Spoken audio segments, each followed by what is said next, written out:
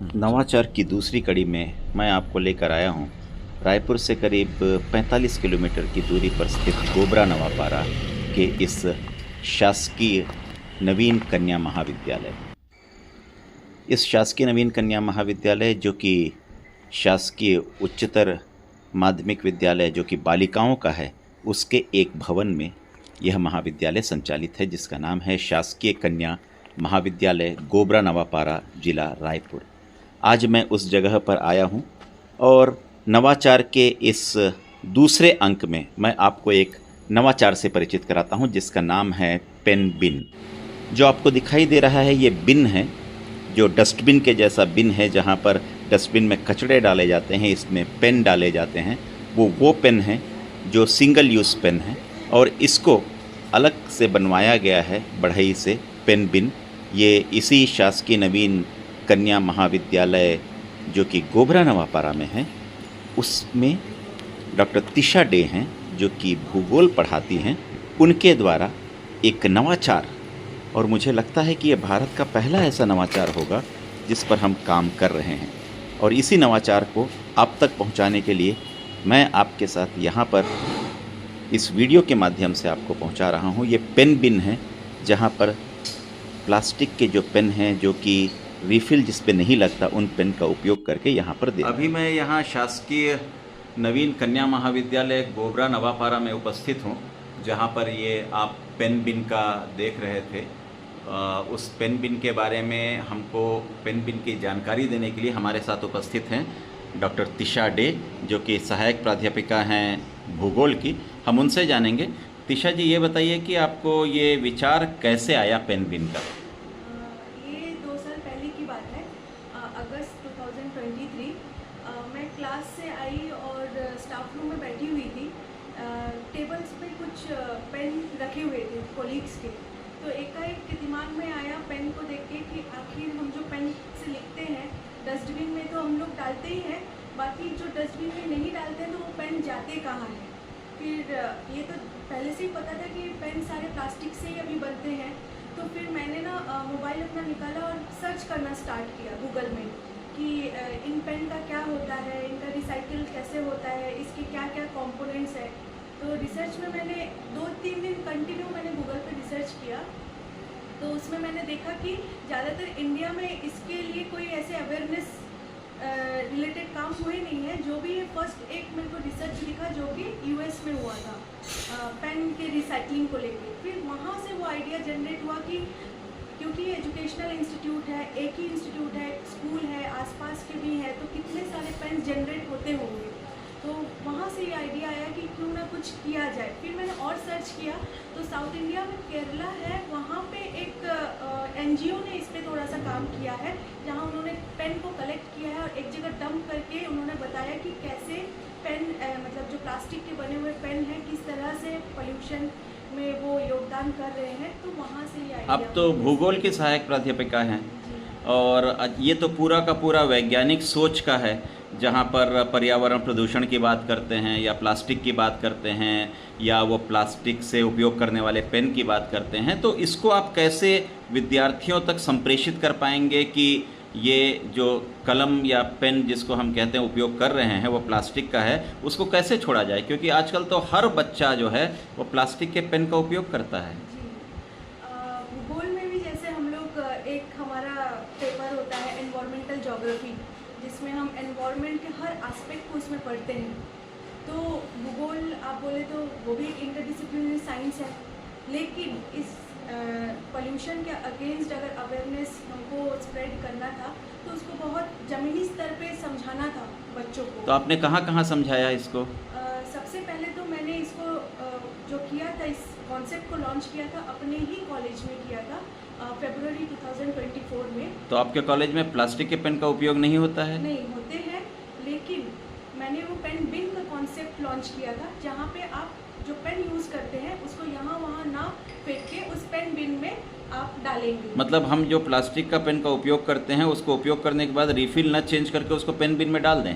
Refill नहीं, ज़्यादातर अभी क्या हो गया है सर कि लिखो एंड फेंको जो पेन होते हैं, यूज़ एंड थ्रो पेन है, उसका यूज़ होते हैं। अच्छा, single use pen. Single use pen होते हैं, तो उसमें भी अवेयरनेस लाने की कोशिश कर रही हूँ कि हम रिफिल वाला पेन यूज़ करें rather than using use and throw pen. फिर आगे क्या है इसका? रिफिल वाला पेन तो उपयोग कर लिए, उसके बाद उस पेन को भी हटाने का काम है? हाँ, उसको भी हटाने का काम है। और भी मैंने रिसर्च या स्टडी किया है, ऑनलाइन भी अभी इको फ्रेंडली पेन मिलने लगे हैं जो पेपर से बने हैं, वुडन या बैम्बू से बने हैं।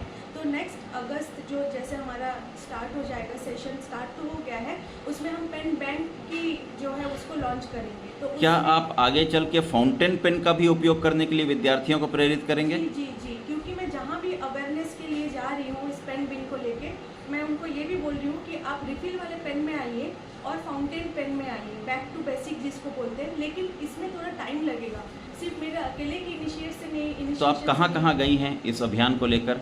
जैसे मैंने पासी में गोबरा नयापारा के जो पुलिस थाना है वहाँ गए हैं, और इधर जो कार्यालय है वहाँ गए हैं, हरिहर आत्मानंद स्कूल, कुलेश्वर महादेव कॉलेज, फिर हमारा जो खुद का जो कैंपस जिसमें लगती है जिस स्कूल में, वो स्कूल, इतने सारे। कोई असुविधा या कोई अड़चन आप जब गए तो इसको लेकर आई हो आपके सामने? असुविधा अड़चन बोले तो सर ये बहुत ही यूनिक कॉन्सेप्ट था पेन, क्योंकि प्लास्टिक, सिंगल यूज़ प्लास्टिक में हम बॉटल, प्लास्टिक हैंड बैग्स, इसके बारे में प्लास्टिक प्लेट्स के बारे में बात करते, पेन के बारे में कोई बात नहीं कर रहे थे। लेकिन जब लोगों ने सुना, बच्चों ने सुना, तो वो इंटरेस्ट तो दिखाए। लेकिन मेन इसमें अवेयरनेस क्या है, हमको अपने डेली लाइफ में इसको मतलब अमल करना पड़ेगा कि जब भी हम यूज़ करें पेन को, पेन बिन में डालें, आसपास जो। तो आपने इन जगहों में जहाँ जहाँ गए हैं वहाँ बिन दिया है या उनको कहा है कि बिन बना लें? नहीं सर, मैंने खुद जो कार्टन होते हैं वो खरीदे हैं, चार्ट पेपर, एक मॉडल तैयार किया था, वो मैंने खुद उसको बनाए हैं। और स्टूडेंट्स तो आपने खुद के पैसे से वो सब किए हैं? जी, और खुद बनाए भी हैं बैठ के। तो आप तो एक सामाजिक और पुनीत कार्य कर रही हैं, ये तो बहुत ही एक अच्छा विचार है और नवाचार, अद्भुत विचार के अंतर्गत भी ये आता है। सर एक्चुअली अगर बोले तो जैसे आप किसी के उसमें रहते हैं, तो जैसे मेरे गुरुजी हैं, जब मेरी जॉइनिंग हो रही थी तो मेरे को बोले थे कि काम करना है, बहुत अच्छा काम करना है, और पद को कभी अपने ऊपर हावी नहीं होने देना है। तो अब आपके ऊपर नवाचार हावी हुआ है? जी जी, पद हावी नहीं हुआ? हाँ, जब मैं डब्बा बनाती हूँ, शायद लोग हंसते होंगे, तो मेरे को फील नहीं होता है कि मैं असिस्टेंट प्रोफेसर होकर क्यों डब्बा बना। लेकिन पूरी दुनिया तो डब्बे के अंदर ही बंद है जी आजकल, जी, व्यक्ति तो डब्बा में ही केंद्रित हो गया है। तो ये आपका बहुत अनोखा विचार था, जिसको हम पहले डस्टबिन कहते थे, आज आपने उसका नाम बदल के दूसरे तरीके से पेन बिन कर दिया है। और कोई डस्टबिन भी बोलते हैं तो मैं थोड़ी नाराज हो जाती हूँ। हाँ, उसको तो पेन बिन भी बोला गया जाए। है। चलिए, महाविद्यालय की प्राचार्य डॉक्टर मधु श्रीवास्तव मैडम से भी बात करते हैं। मैडम, ये आपके महाविद्यालय में इस तरीके का एक नवाचार जो प्रारंभ हुआ है, और आपका महाविद्यालय जो है एक कन्याशाला में लगता है, और वहाँ ये नवाचार आ रहा है, तो आपको कैसा लगता है इस नवाचार को देखकर? सर, ये नवाचार बहुत ही अद्भुत है। जैसा कि पर्यावरण संरक्षण के लिए शासन के द्वारा बहुत सारे प्रयास किए जा रहे हैं, जैसे पेड़ लगाओ, प्लास्टिक का बैन, पॉलीथीन का बैन, तो उसी और ये भी एक प्रयास है कि जो यूज़ एंड थ्रो पेन है उसको इधर उधर ना फेंक कर एक जगह, पेन को इधर उधर ना फेंक कर एक जगह इकट्ठा किया जाए, फिर उन सब को जहाँ जहाँ इकट्ठा किया गया है वहाँ से फिर एक जगह एक बड़े पेन बिन में इकट्ठा करके उसको स्क्रैप किया जाए, ताकि जो इधर उधर पेन फेंक दिए जाते हैं जिससे पृथ्वी को बहुत नुकसान हो रहा है, जिसकी हमें अभी तक कोई जानकारी नहीं है, पर भविष्य में इसकी सुरक्षा के लिए ये बहुत ज़रूरी एक प्रयास है, एक कदम है। मैडम, कहा जाता है कि जो नवाचार हो रहा है या इनोवेशन जिसकी बात करते हैं, उसके लिए संसाधन होने चाहिए, और उसके बिना नवाचार नहीं हो सकता, और ये तो बिना किसी संसाधन का नवाचार है। हाँ सर, क्योंकि ये एक छोटा सा महाविद्यालय है और यहाँ पे कमियों में कमी नहीं है सर। तो अगर ये प्रयास डॉक्टर टीशा डे के द्वारा किया जा रहा है तो उसमें हमारी जितनी हेल्प हो सकती है हम लोग करते हैं और करेंगे, और इस नवाचार को हम आगे बढ़ाएंगे। तो मतलब ये महाविद्यालय जो है पूरा छत्तीसगढ़ के लिए एक आदर्श बनने वाला है, जहाँ पर इस प्लास्टिक के पेन का उपयोग हम कम से कम, इस संदेश को विद्यार्थियों तक पहुँचाने का एक बीड़ा आपने उठाया है। जी। ये जो आपको सामने में बैठे हुए बच्चे दिखाई दे रहे हैं, ये शासकीय कन्या विद्यालय जो है वो गोबरा नवापारा में, वहाँ के विद्यार्थी हैं, जहाँ पर ये हमारे शासकीय नवीन कन्या महाविद्यालय लगता है, उसी भवन में ये विद्यालय जो है वो संचालित है। इन बच्चों से भी जानकारी लेते हैं कि किस तरीके से पेन बिन का जो विषय डॉक्टर तिशा लेकर आई थी उससे ये किस तरीके से वाकिफ़ हैं और इनका क्या कहना है।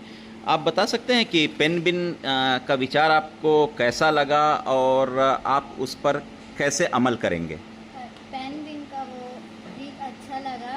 हम जो पेन यूज़ करते हैं उसको यहीं किसी पास फेंक देते हैं, फिर उसको हम फेंकने के बजाय पेन बिन में डाल सकते हैं। तो आपके पास विद्यालय में पेन बिन है? नहीं।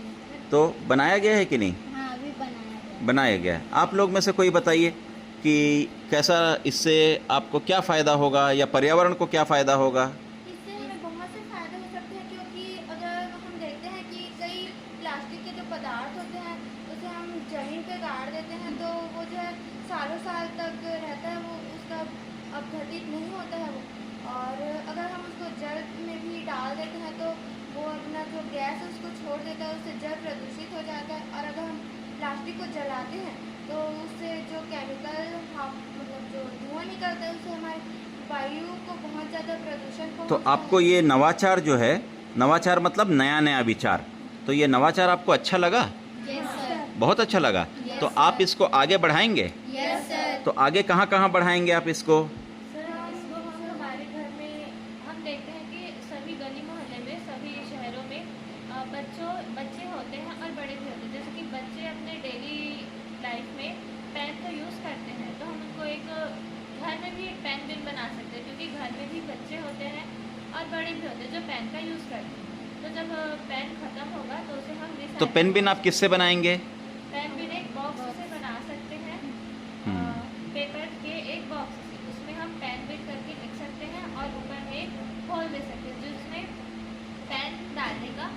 तो आप क्या डॉक्टर तिशा मैडम के साथ में इस विचार को और लोगों तक पहुंचाने में, समाज तक पहुंचाने में, आपके गली मोहल्ले में, गाँव में, सब जगह पहुंचाने में मदद करेंगे? Yes sir. ताकि हम गोबरा नवापारा को कम से कम प्रदूषण वाला एक शहर बना सकें और लोगों में चेतना जागृत कर सकें। तो आप सभी इसमें सहमत हैं? Yes sir. ये बच्चे जो हैं ये कक्षा 10वीं के बच्चे हैं और ये अभी से जागरूक हो रहे हैं इस पेन बिन जो नवाचार है उसकी ओर। और नवाचार हमेशा से एक अद्भुत विचार को जन्म देता रहता है और यही नवाचार शासकीय नवीन कन्या महाविद्यालय गोबरा नवापारा के द्वारा किया गया है, जो कि पूरे भारतवर्ष में मैं कहूँ कि एक अनूठा अभियान इन्होंने प्रारंभ किया है। इस महाविद्यालय के साथ में पूरा का पूरा समाज यदि एकजुट होकर आगे बढ़ता है तो निश्चित रूप से हम इस छत्तीसगढ़ को पर्यावरण से और पूरे भारत को भी इस पर्यावरण से होने वाले हानियों से बचा सकेंगे। ये जो प्लास्टिक के पेन हैं ये हमारे लिए कितने खतरनाक है, ये देखिए एक नया पेन, और जैसे आप नया पेन खरीदते हैं उसके टिप पर एक छोटा सा प्लास्टिक का लगा होता है जिसको यहाँ पर दिखाया जा रहा है कि कैसे निकाला गया है। और ये जो छोटा सा है ये कहीं फेंका जाता है, कभी डस्टबिन में चला जाता है, कभी कचड़े के साथ चला जाता है, कभी पानी में चला जाता है, कभी इसको जानवर निगल लेते हैं, किसी पानी में चला गया तो उसके साथ कभी मछलियाँ निगल लेती हैं। तो उनके बारे में पूरी जानकारी देती हुई ये डॉक्टर तिशा डे हैं जो पेन बिन को प्रमोट कर रही हैं। आइए हम सब मिलकर इस नवाचार को आगे बढ़ाते हैं और एक बेहतर छत्तीसगढ़, बेहतर भारत बनाते हैं। छत्तीसगढ़ के महाविद्यालयों में जो भी नवाचार है उसको आगामी अंकों में मैं आप तक पहुंचाता रहूंगा। डॉक्टर तिशा डे जैसे नवाचार आप भी यदि कर रहे हों तो कृपया हमें बताइएगा। हम छत्तीसगढ़ के उच्च शिक्षा विभाग के महाविद्यालयों में जो नवाचार हो रहे हैं उन नवाचारों से छत्तीसगढ़ के अन्यान्य महाविद्यालयों को न केवल परिचित कराएं बल्कि एक वृहद, समृद्ध, सशक्त और सुदृढ़ छत्तीसगढ़ जो कि नए कलेवर में नई चीज़ों को गढ़ता हुआ होगा उसे बनाएंगे। आप सभी का सहयोग बहुत आवश्यक है। बहुत बहुत आभार और धन्यवाद।